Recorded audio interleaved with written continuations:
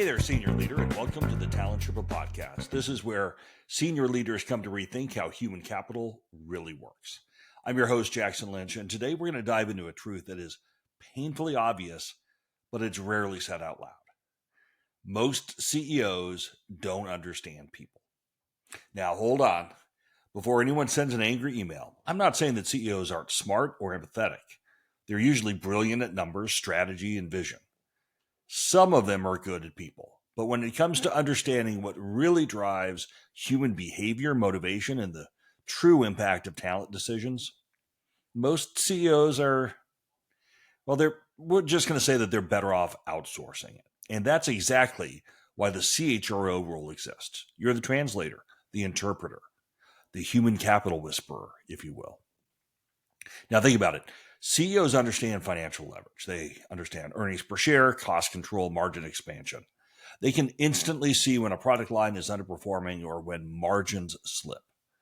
But ask them to pinpoint exactly why a team isn't delivering, why a leader isn't effective, or how to know if someone has hit their ceiling.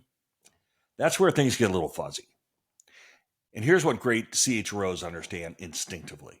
Your CEO speaks finance, so you need to translate talent into finance terms. It's your job to speak their language. And not just once a quarter at the board meeting, but daily, hourly. Every conversation you have should bridge the gap between people and numbers. So let's get pragmatic for a second. Let's say that your CEO is laser focused on launching a new strategic initiative, maybe a digital transformation.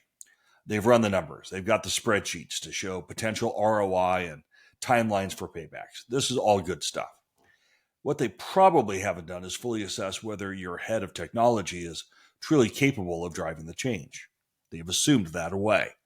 They haven't considered whether the existing team has the adaptability, skill, or mindset needed to execute. Your role is not to create a 50-slide deck on talent initiatives. Instead, your role is to clearly, succinctly, and with absolute certainty say that if we put Lisa in charge of the digital transformation, your plan succeeds, and here's why. Or if we rely on Dave and his current team, you're essentially lighting money on fire. Here's the data that proves that. Yeah. You see what I did there? You're not talking about vague concepts like culture fit or engagement scores or team morale. You're talking business. You're connecting talent directly to strategy and earnings. The language your CEO not only understands, but appreciates. Now, how do you do this effectively? It's going to have to dive a little deeper into that how-to approach. Step one, you should always quantify the talent impact. Never, ever say morale is low. Instead, say productivity has dropped by 17% because of employee dissatisfaction. Here's the data. CEOs trust numbers more than sentiment.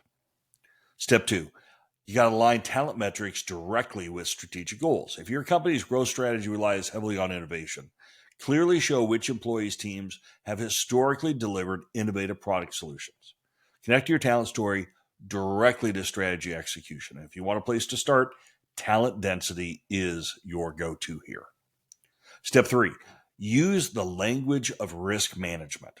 Finance-trained CEOs live and breathe risk. Instead of saying, I'm worried about retention, you should say, we have a significant retention risk that could cost $5 million next quarter if we lose these key employees. Step four, and I have not always done this well, you got to be ruthlessly precise and concise. Imagine your CEO's attention is shorter than a TikTok video. If you cannot articulate your point clearly in 2 sentences, you probably haven't fully clarified it to yourself. Go back, try it in the mirror, boil it down, then come back. And finally, step five, become a master of the if-then scenario. CEOs thrive on scenarios. If you can clearly say, if we invest in upgrading this team's leadership capabilities, then we can cut turnover in half and boost revenue by 10%, your credibility instantly skyrockets.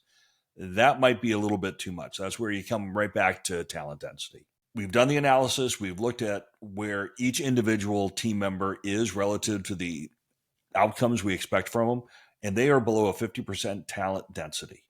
If we make progress in that, we increase our likelihood of performing well against this initiative, and it might be the difference between success and failure. Then they will ask you, well, what do we need to go do? And that's when you then come back with, here are the options that we have to address very, very short things. We've identified these 5 pivotal roles. We do not have A players in 3 of them. We should make that change right now. Here are the steps internally and externally to get that done. Second, we have a significant gap on the ability to lead through others. I want to have an intervention with senior leaders on this team to be able to help them manage process through others, because the PMO in this experience is going to be really, really critical. Now, here's where things get interesting. And these are, I don't know. I don't like best practices. But if what I just talked about are the things you should do, what exactly should you not do? We're going to shift gears now and talk about pitfalls. Common pitfalls, otherwise known as how to ensure your CEO stops listening. Pitfall number 1, use HR jargon. Please, for the love of spreadsheets, stop. CEOs glaze over faster than a donut in a Krispy Kreme factory when they hear phrases like cultural alignment or holistic talent empowerment. I don't even know what that means anymore. Stick to numbers, outcomes, and simple English. Pitfall number 2 is overloading them with data. Now that you have data, doesn't mean you have to share all the data. There's a difference between data-driven and data-drowned. The latter is what happens when you get a 50-page slide. That analysis hits your CEO's inbox,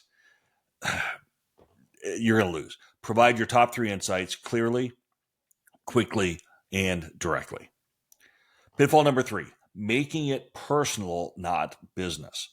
Great CHROs care deeply about the people, but when you present talent issues as personal or emotional rather than financial and strategic, you lose credibility fast. So keep it about outcomes, performance, and strategy, not feelings, not anecdotes.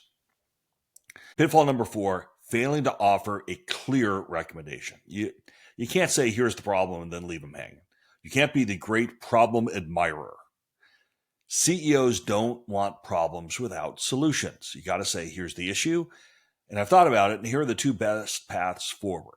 And if there is an opportunity for you to co-create what the optimal decision is from there, that is wonderful. Take it. But you got to have a take. You have to have a solution. And then pitfall number 5, you cannot speak reactively.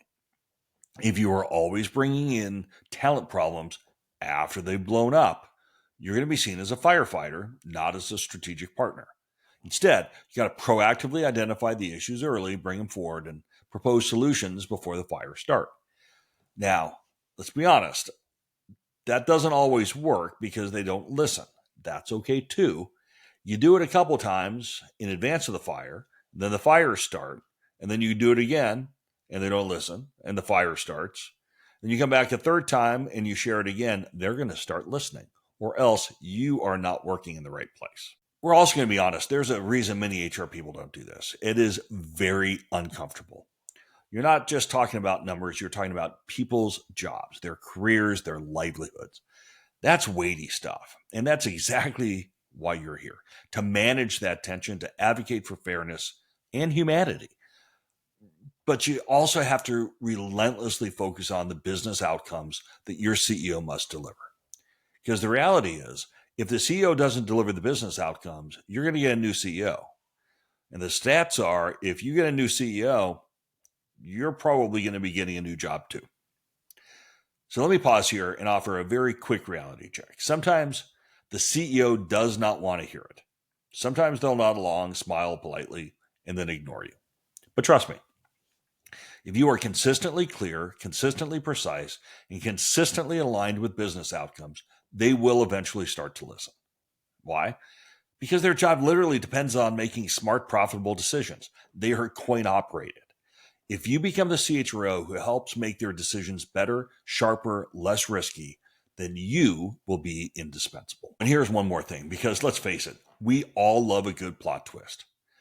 When you master this language, you might actually find you've quietly become the most strategic voice in the C-suite. Suddenly, you're not just invited to the budget meetings or the quarterly reviews. You are asked to co-author strategy. You're brought in earlier. You are trusted more and given more influence. And trust me, folks, that is a pretty good place to be. All right, folks, before you have to hit the pause button and go refill the coffee, let's wrap this thing up. Here is the summary. CEOs understand numbers. You understand talent. Your job is to translate the value of talent directly into numbers. Speak their language, not yours. Be precise, be clear, and never shy away from connecting human capital decisions directly to business outcomes. You can avoid those pitfalls, and if you do this right, you will be indispensable. And thank you so much for tuning into the Talent Sherpa podcast, where senior leaders come to rethink how human capital really works. Here's a quick shout out to one of our favorite listeners. Hi, Marissa. Thank you for being a part of the Talent Sherpa community. And if you've enjoyed today's episode, please hit the like button, subscribe, leave us a 5-star review on your favorite platform, whether it's Apple Podcasts, Spotify, YouTube, Amazon Music, iHeart, wherever. If you're a CHRO wondering where to start your AI journey, don't forget to check out Propulsion AI. That's at www.getpropulsion.ai. That's transforming how smart companies turn HR insights into powerful outcomes. And if you're an emerging or brand new CHRO that's ready to accelerate your impact, head on over to thetalentSherpa.substack.com or the new website, mytalentsherpa.com. We have designed resources specifically to help you navigate, elevate, and deliver results from day one.